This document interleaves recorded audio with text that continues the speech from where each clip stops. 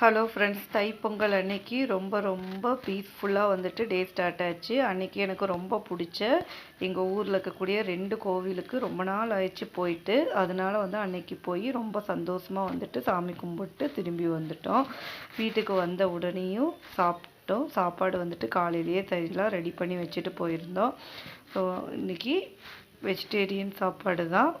நல்லா மதியம் திருப்தியாக பேசிக்கிட்டே சாப்பிட்டாச்சு.